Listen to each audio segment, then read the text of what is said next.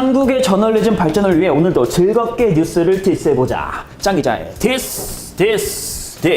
지난 5월 14일 한국경제신문에서 쓴 기사를 기억해볼게. 먼저 제목을 볼까? 연쇄 창업가 표철민의 경고, ICO 버블은 상상 이상의 피해 초래할 것. 가상화폐 공개를 뜻하는 ICO를 말하는 걸 보니 요즘 핫한 블록체인과 가상화폐 생태계와 관련된 기사인 듯한데 내용을 살펴볼게. 상품권 같은 가상화폐, 암호화폐를 발행하는 게 목표입니다. 가상화폐가 휴지 조각이 되는 일은 없어야 합니다. 표철민 체인파트너스 대표는 지난주 서울 논현동 사무실에서 기자와 만나 이렇게 말했다. 체인파트너스는 블록체인 전문 컴퍼니 빌더다. 창업팀을 발굴해 회사를 세우고 투자를 하거나 경영에도 관여한다. 표철민 대표는 IT 분야에서는 꽤 유명한 창업가인데 지난주에 이런 인터뷰를 하셨구나. 그런데 정말 그럴까? 이 기사를 체크해 볼게. 재밌는 사실은 이 기사가 발행되고 몇 시간이 지나지 않아 표철민 대표가 트위터와 페이스북에 올린 글이야. 표 대표는 이렇게 말을 했어. 이건 좀 너무하네요. 제가 하지도 않은 인터뷰가 지난주에 저랑 인터뷰를 했다고 나왔습니다. 저는 지난주 해외에 있었습니다. 독자들의 깊은 주의를 요합니다.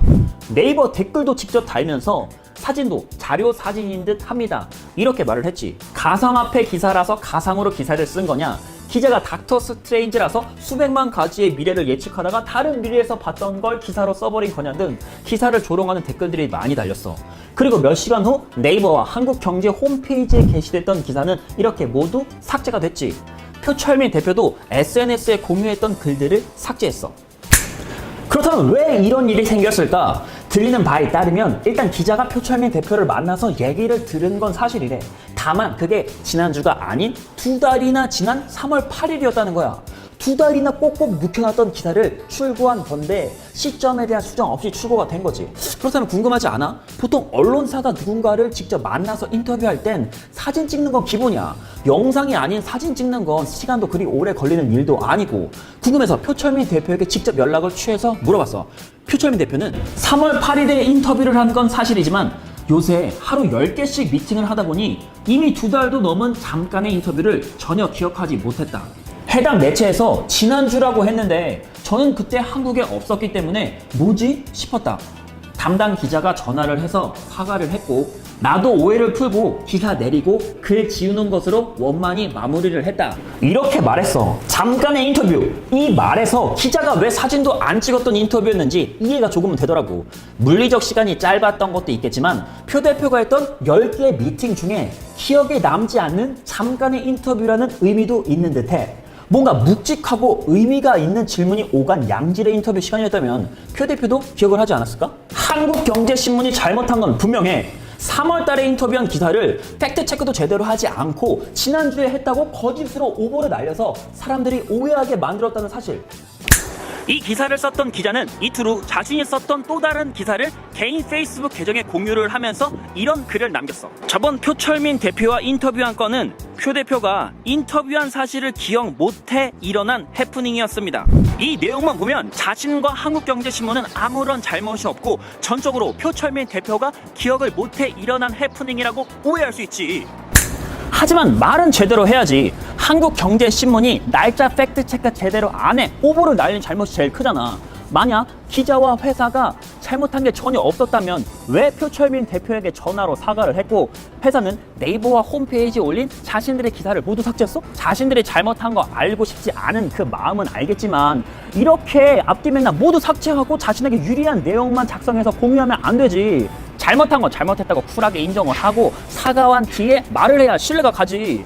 이렇게 은근하게 꼼수를 쓰니까 자꾸 기레기 소리 듣는 거야.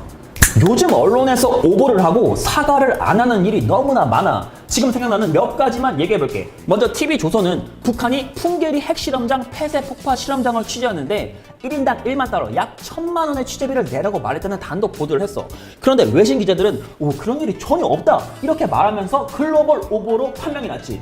수십 명의 외신 기자들 가운데 단 한 명에게만 물어보면 되는 팩트체크되는 간단한 일이었는데 이렇게 오보를 낸 거야. 다른 언론사에서 그렇게 보도하게 된 출처를 밝혀라 이렇게 말을 했는데 취재원은 밝힐 수 없다라고 말하면서 TV조선은 모르쇠로 일관하고 있지.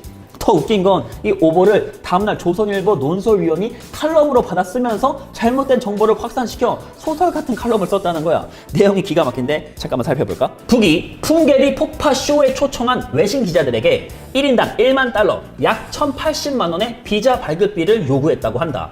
지구상에서 가장 비싼 입국 비자일 것이다. 외신이 해도 너무한다고 항의하자 북측은 돈 벌려고 풍계리 폭파하는 것 아니다. 발급비는 아직 정해지지 않았다는 반응을 보였다고 한다. 풍계리에 가는 외신들에게까지 바가지를 씌우는 것은 북 경제가 극심하게 어렵다는 증거일 수 있다.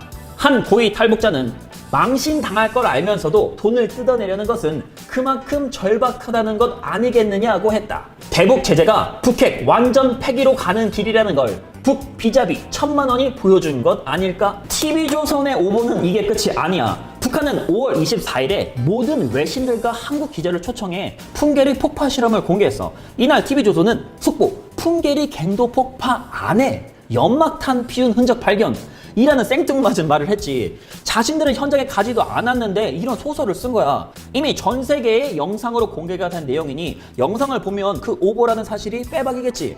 그래서일까 이 내용은 사과를 했어. 그런데 1인당 1만 달러 취집이라는 오보는 왜 사과를 안 할까? 조선일보는 김정은의 옛 애인이 보천 전자악단 소속 가수 현성월인데 김정은의 지시를 어기고 음란물을 제작하고 성 녹화물을 시청해서 기간적으로 두두두 공개 처형 당했다고 친절하게 설명해 주기도 했지. 하지만 어때? 현성월은 2018년 1월 15일 판문점에서 북한 예술단 파견을 위한 실무자로 등장했었잖아. 멀쩡히 살아있는 사람을 죽였다고 보도했는데 사과도 없었어. 기사 작성 시 익명의 소식통에 따르면 이런 문구를 없애고 출처를 분명하게 쓰는 습관이 생겨야 기자가 거짓으로 소설을 써도 아무렇지 않게 기사를 다시 쓸 수 있는 한국의 악습을 바꿀 수 있다고 생각을 해. 물론 기자도 사람이기 때문에 취재를 하다가 실수를 할 수도 있어. 그럴 땐 잘못했다고 인정을 하고 반성하는 모습을 보여주면 되잖아. 그런데 한국 언론의 문제는 자신이 잘못했음에도 안 그런 적이 싹 닫고 모르쇠로 버티거나 자신들에게 유리한 쪽으로만 주장을 하니까 언론사의 신뢰도는 점점점 떨어지고 열심히 하는 다른 기자들까지 도매급으로 기레기 소리를 듣는 나쁜 불신만 점점 키워가고 있잖아. 이 맥락에서 한국경제신문도 TV조선과 똑같아. 2달 전에 인터뷰한 기사를 지난주에 했다고 팩트체크 안 하고 쓴 거 잘못한 거잖아. 기사 삭제해서 얼렁뚱땅 넘어가려고 하지 말고 정정보도 하듯이 홈페이지에 당당하게 공지하면 얼마나 좋아. 이제는 네이버나 홈페이지에 기사 삭제하면 증거가 남지 않아 완전 범죄가 가능한 과거와 달리 요즘은 한 번 글을 올리면 평생 수정과 삭제가 불가능한 스팀밋 같은 블록체인 플랫폼에 영원히 기사가 박제돼서 두고 언론사와 기자가 놀림감이 되는 시대에 살고 있단 말이야. 좋은 기사는 기자들의 생각이 좋게 변해야만 쓸 수 있어. 그날이 올 때까지 나는 이렇게 영상을 만들어서 뉴스를 기억해볼게. 응원해줄 거지? 좋아요와 공유, 구독으로 응원해주면 큰 힘이 날 것 같아. 지금까지 뉴스 기억하는 남자 짱기자였어. 다음에 보자.